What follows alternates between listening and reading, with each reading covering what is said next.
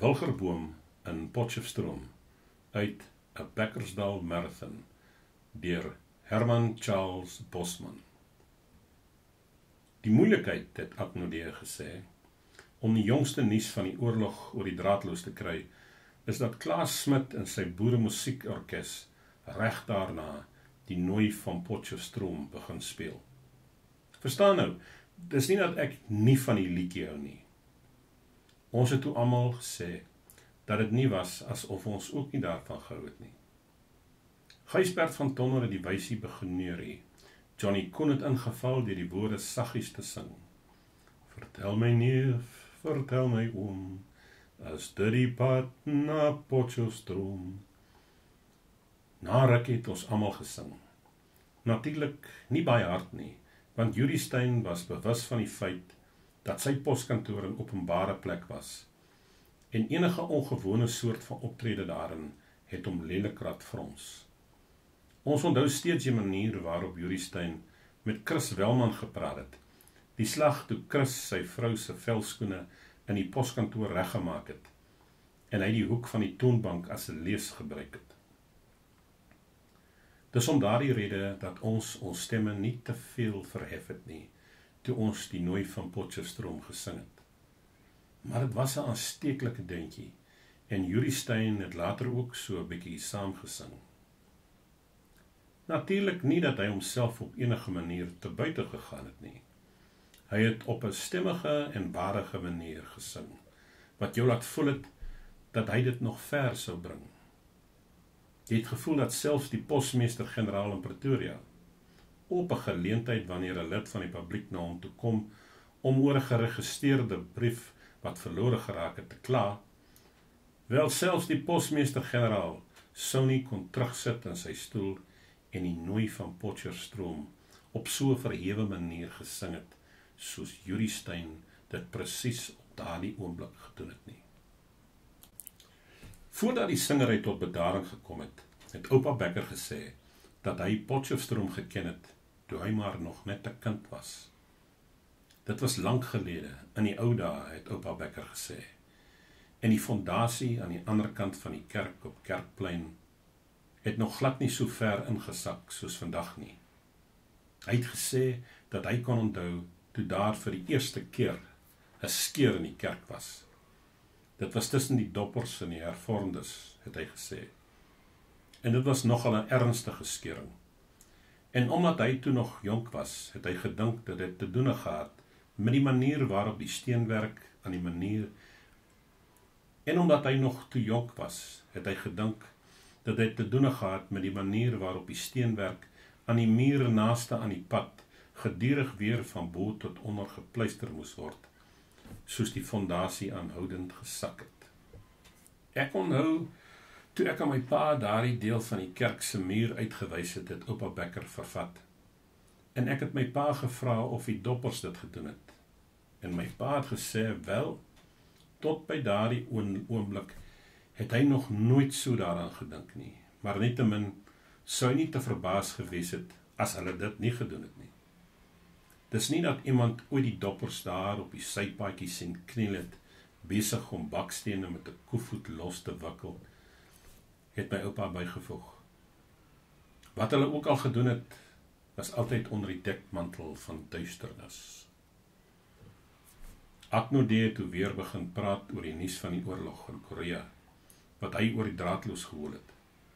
Maar omdat daar tussenin oor soveel ander dinge gepraat is, moes hy weer reg van vooraf begin verduidelik. Aknodee het toe weer begin praat oor die nuus van die oorlog in Korea, wat hy oor die draadloos gehoor het. Maar omdat daar tussenin oor soveel ander dinge gepraat is, moes hy weer reg van vooraf begin verduidelik. Dis die manier waar die nuus deur Klaas Smit en sy orkes bietjie oordonder word, het Aknodee gesê.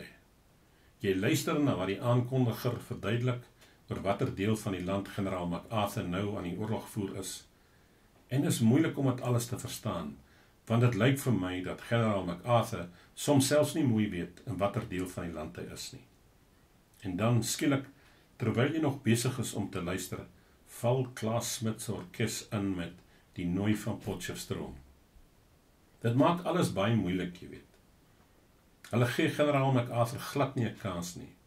Dit lyk of die nooi van Potchefstroom homselfs erger bedreig as wat die kommuniste besig is om te doen. En die hemele weet, dit lyk erg genoeg. Hierdie keer het ons nie weer begin sing nie. Ons het darm die liedjie deurgesing tot aan sy einde. En selfs, al was dit nie vir Yuri Stein se gevoelente nie, het ons self wel deeglik geweet dat die regte manier om ons in die poskantoor te gedra. Jy kan nie dieselfde deentjie 2 keer in die poskantoor sing, net asof dit die 3 maandelikse vergadering van die milieraad is nie. Daarom was ons baie bly toe oupa Becker weer begin praat het. Neem nou daardie liedjie, het oupa Becker gesê. Soos julle weet, onthou ek die vroeë dae in Potchefstroom. Dis daardie dae van lank gelede waarvan ek praat. Maar ek sou nooit kon dink dat 'n digter eendag sou opdaag en 'n lied oor die plek sou opmaak nie. Natuurlik was Potchefstroom die eerste hoofstad van Transvaal, selfs lang voordat daar eers aan Pretoria gedink was. En daar is 'n ou wilgerboom in Pretoria, waarvan ek nie die mate weet van hoeveel voet dit om die stam is, waar dit in die grond gaan nie. Net 'n klein rukkie gelede nog, was dit die gemeentemate, bedoel ek.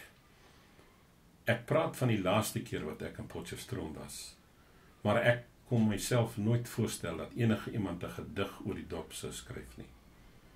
Dit lyk na so 'n moeilike naam om versies oor te skryf.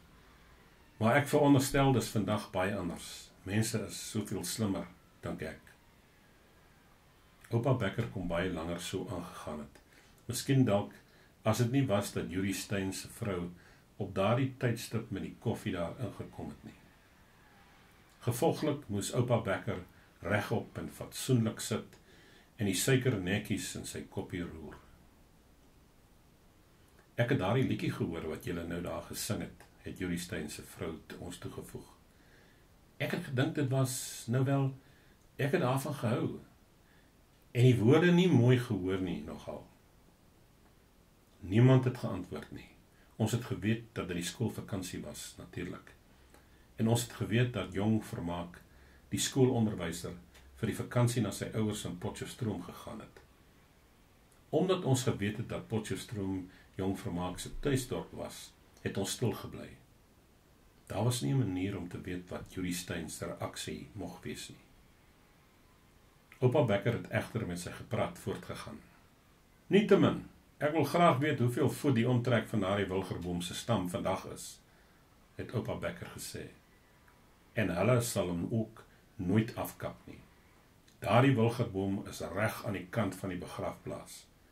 Jy voel amper lus om te sê, dis binne die begrafplaas. En daarom sal hulle dit nie afkap nie. Maar wat my verstand te bowe gaan, is dat iemand so wraggiese liedjie oor Potchefstroom kon skryf. Ek het nooit kon gedink dat dit so moontlik gewees het nie. Die sug wat oupa Becker geslaak het geklink of dit van baie ver gekom het. Van ergens af wat baie verder weg was as die rusbank waarop hy gesit het. Toe het ons verstaan waarom die wilgerboom in Potchefstroom so baie vir hom beteken het. Gevolglik het Gysbert van Tonder weer met die refrein van die lied aan die sing gegaan. En ons almal het spontaan ingeval, ongeag wat Yuri Stein daaroor mocht sê. En in my droom het ons gesing, is die valarnooi by die wilgerboom.